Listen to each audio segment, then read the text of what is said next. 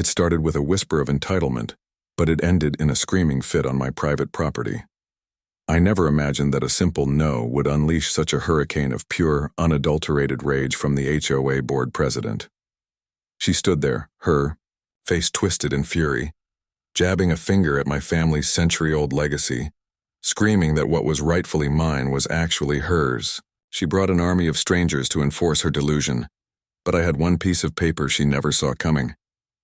How far would you go when someone tries to steal a part of your own history? It started with a whisper of entitlement, but it ended in a screaming fit on my private property. I never imagined that a simple no would unleash such a hurricane of pure, unadulterated rage from the HOA board president. She stood there, her face twisted in fury, jabbing a finger at my family's century-old legacy, screaming that what was rightfully mine was actually hers. That illusion began to fracture with the arrival of Brenda. She moved into the modern, stark white house at the development's entrance and was elected HOA president within months. Brenda saw our neighborhood not as a home but as a brand. Suddenly, newsletters were filled with new standards, approved paint colors, mandated lawn lengths, and a war on unsightly personal touches. Her vision was one of sterile perfection, but her gaze always lingered a little too long on my lake. She'd call it the community's hidden gem in meetings, her voice dripping with a possessive sweetness that set my teeth on edge.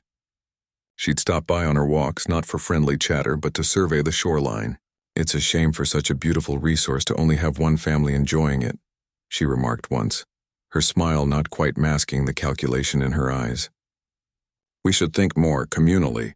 I dismissed it as the ramblings of an overzealous busybody. I had the original property deed, a thick yellowing document that clearly outlined our exclusive rights to the land and the water. That piece of paper felt like an ancient shield, a legal fortress. I was safe behind its walls. I didn't realize that Brenda wasn't looking for a way over my walls. She was already in the basement looking for the matches to burn the whole thing down. The first shot across the bow wasn't a scream. It was a letter. It arrived in a crisp official HOA envelope, its contents sterile and brutal. It cited a previously unmentioned community access and enjoyment bylaw, claiming that any significant water feature had to be made available for reasonable use by all residents. Attached was a proposed schedule.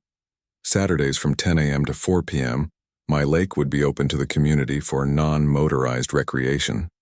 My heart hammered against my ribs. This wasn't a suggestion. It was a declaration of war dressed up as policy. I stormed down to the HOA office, my grandfather's deed clutched in my hand. Brenda received me with a thin, bureaucratic smile. She listened patiently, then gestured to a massive, framed map of Willow Creek.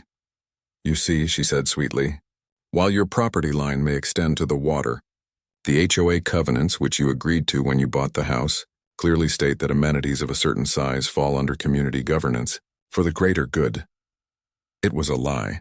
A manipulative twisting of words meant to steal what wasn't hers. I refused. I told her in no uncertain terms that my family's legacy was not an amenity. The retaliation was swift and vicious. Then the safety inspections began. A committee led by Brenda's stoic husband would appear on my property unannounced, clipboard in hand, claiming they needed to assess the shoreline for erosion hazards. They'd tramp through my flower beds, peering into windows, their presence a constant violation. When I installed a discreet private property sign by the water's edge, I received another violation. The sign they claimed was unwelcoming and violated the community's aesthetic harmony. The fine was $100. I was living in a gilded cage of my own home. The peace of the lake was shattered, replaced by the constant low-grade hum of anxiety. Every time I saw an official-looking envelope, my stomach would clench. Every time I saw Brenda walking her perfectly groomed poodle along the road, I felt her gaze like a laser pointed at my back. The situation reached a new, infuriating peak on a perfect Saturday morning. I was teaching my son how to skip stones when I saw them.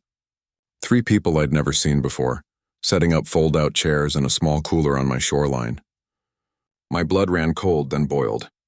I marched down, my voice tight with controlled rage. "Excuse me, this is private property."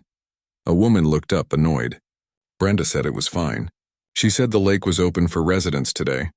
Brenda, she had started giving out my address, telling people they were welcome. This was her strategy, a war of attrition. She wouldn't win an illegal fight, so she was going to make my life so miserable, so invaded, that I would simply give up. I politely but firmly asked them to leave. They grumbled, packing up their things and shooting me dirty looks as if I were the unreasonable one. As their car pulled away, I stood there, trembling not from fear, but from a profound, soul-crushing helplessness. I was being systematically bullied off my own land, and the system was designed to help the bully. The breaking point came on a Tuesday evening. I was grilling dinner when my phone buzzed with a motion alert from the lakeside camera. I opened the app, and what I saw made my blood turn to ice. It was Brenda herself. But she wasn't alone. She was leading a group of at least 10 people, what looked like her extended family, on a tour of my shoreline. She was pointing at my house, gesturing to the lake, holding court like she was the lady of the manor. And then I saw it. One of her guests, a man in a bright yellow shirt, cast a fishing line directly into my water. Something inside of me snapped. The polite letters, the legal research, the attempts at reason, it was all useless against such blatant entitlement. This was no longer about bylaws or fines. This was a direct personal invasion. The time for being civil was over. I told my family to stay inside. I walked out the back door, my footsteps quiet but deliberate on the grass. I was done waiting for the system to protect me. It was time to confront the queen in her stolen kingdom. But I had no idea that this single act of defiance was about to unleash a hurricane of rage that would be caught on camera for the entire world to see. And change everything. The walk from my back porch to the shoreline felt like crossing a mile-wide battlefield. Every blade of grass, every chirping bird, seemed to fade into a dull hum. My entire world had narrowed to the scene unfolding at my water's edge. Brenda's laughter, a light social tinkle cut through the air, a sound that felt more violating than any fine. I didn't run. I didn't yell. I walked with a deliberate, calm purpose, my eyes locked on the man in the yellow shirt as he reeled in his line. The camera in my pocket was recording, a silent witness I hoped I wouldn't need. Brenda saw me first. Her smile didn't vanish. It simply stiffened, curdling into a mask of condescending welcome. "Well, hello there," she called out as if she were the hostess and I was a late-arriving guest. We were just admiring the lake. I was telling my family how we're working to make this wonderful resource more accessible to everyone. Her audacity was a physical blow. The group, a collection of aunts, uncles, and cousins, smiled at me pleasantly, completely unaware they were standing in the epicenter of a war. I ignored her. I looked directly at the man with the fishing rod. "I'm sorry, sir, but you're trespassing on private property. You'll need to put the rod away and leave." The man looked confused, then glanced at Brenda. The air crackled with tension. Brenda's mask slipped. A flash of irritation crossed her face. "Now that's just not necessary," she said, her voice losing its sugary tone and taking on a harder official edge. "There's no need to be confrontational. We're all residents here enjoying community property." That phrase, community property, it was the match thrown into the gasoline.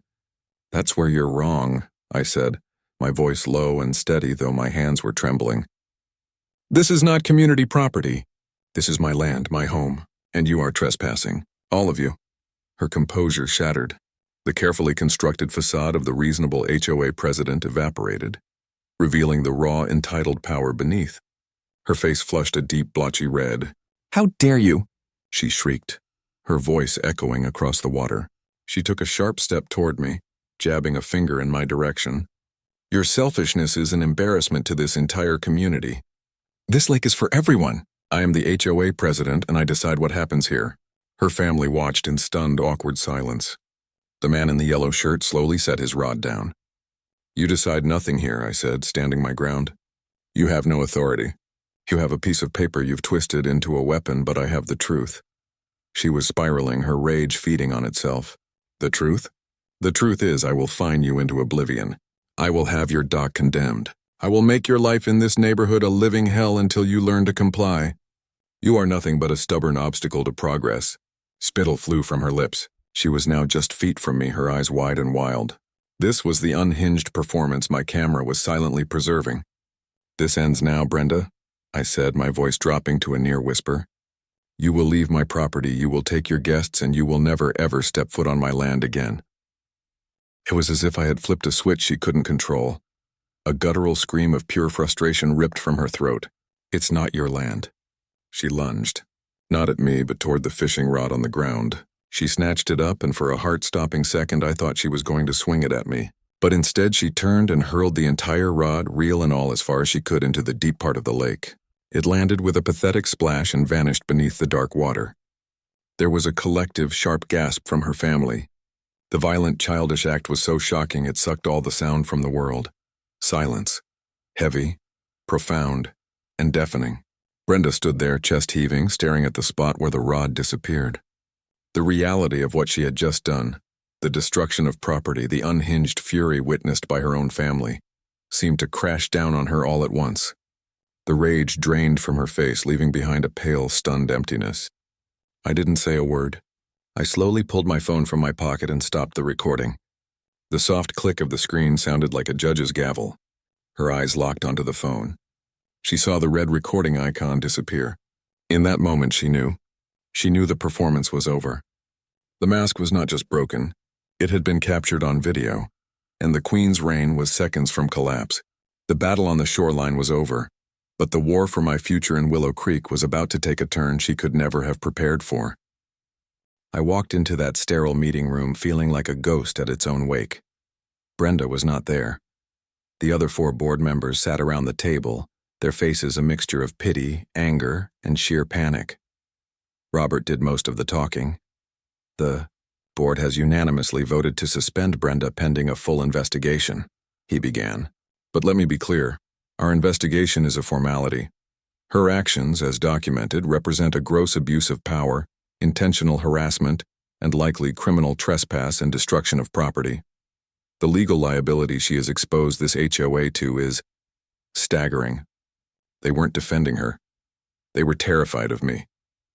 They saw the lawsuit I could bring against the entire HOA, a suit I would have undoubtedly won. Then they made their offer. It was a complete and total surrender. Now the lake is quiet again. The morning mist still hangs over the water, and the loons still call. The peace once shattered feels deeper and more earned now. I can sit on my dock with my son, the same dock my grandfather built, and feel the weight of that legacy not as a burden to defend, but as a gift to cherish. This entire ordeal taught me a brutal but vital lesson. There are people in this world who see kindness as weakness and boundaries as a personal challenge. You can try reason, you can try compromise, but when someone is committed to abusing their power, your only options are to lie down and be walked over, or to stand up and fight back with the one thing they can't argue with, the unvarnished, undeniable truth. So I'll leave you with this question, one I still ask myself sometimes when I look out at the calm water. How far are you willing to go to protect what's yours, when the person coming for it has a smile, a title, and absolutely no respect for the line between what's theirs and what will never be?